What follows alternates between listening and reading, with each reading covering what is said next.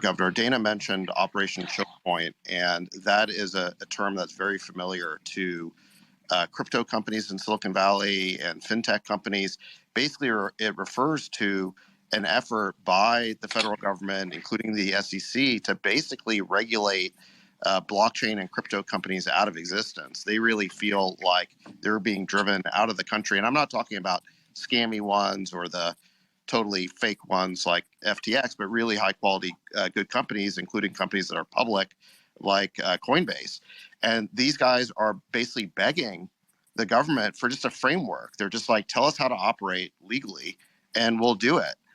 I guess where do you come down on this?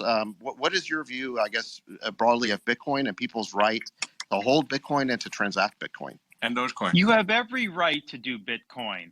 The only reason these people in Washington don't like it is because they don't control it. And they're central planners, and they want to have control over society. And so Bitcoin represents a threat to them. And so, as you're saying, they're trying to regulate it out of existence. Look, could Congress enact a statute to ban things like Bitcoin under the Constitution? They may be able to do. I would oppose that. I think people should be able to do Bitcoin.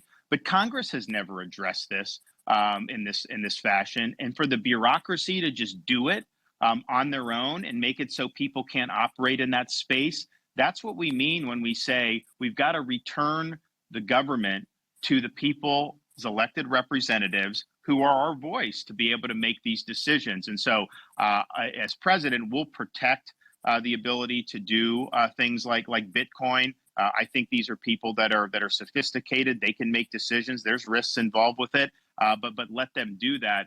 I just do not have an itch to have to control everything that people may be doing in this space. And I think that the current regime, clearly, they have it out for Bitcoin. And if it continues for another 4 years, they'll probably end up killing it. Yeah, I think you're right. And I think that is the strong feeling of people in Silicon Valley who are in this space. And I think we'll be heartened to hear your answer on that. I mean, the weird thing is that, and there is a huge constituency of crypto Twitter. So for people who are maybe part of political Twitter who are wondering why we're talking about this, it really has a big audience for this topic. Dogecoin too, I just want to emphasize. It's a big deal. Yeah. Bitcoin and Dogecoin. So shout out to all the Doge fans out there. Yeah. But the weird thing is that this administration, they seem to want to ban Bitcoin, but they want to create a CBDC, which stands for a central bank digital currency. What's your take on that? So we were the first state just last month. We actually got the Florida legislature to pass a law that says Florida does not recognize central bank digital currency, because some states were actually adding that to their uniform commercial code.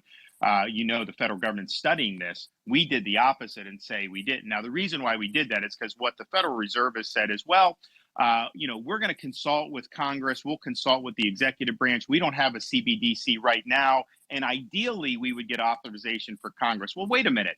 It's not ideally. You must get authorization from Congress. I don't think Congress would authorize it. So if they unilaterally try to do this, we're trying to provide protection for people here in Florida. I know Biden did executive order. They're studying it. I can tell you, if I'm president, we are not doing a central bank digital currency. I think that would be a huge, huge imposition on people's financial freedoms and financial privacy. And oh, by the way, what would the logical result of this be? If the central authority has oversight over this, of course they're going to start imposing ESG criteria. Oh, wait a minute. You filled up your gas tank 3 times this week. You can't do any more.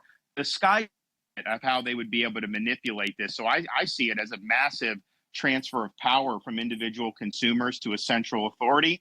And I don't think that that's good for a free society. So I'm a no on central bank digital currency.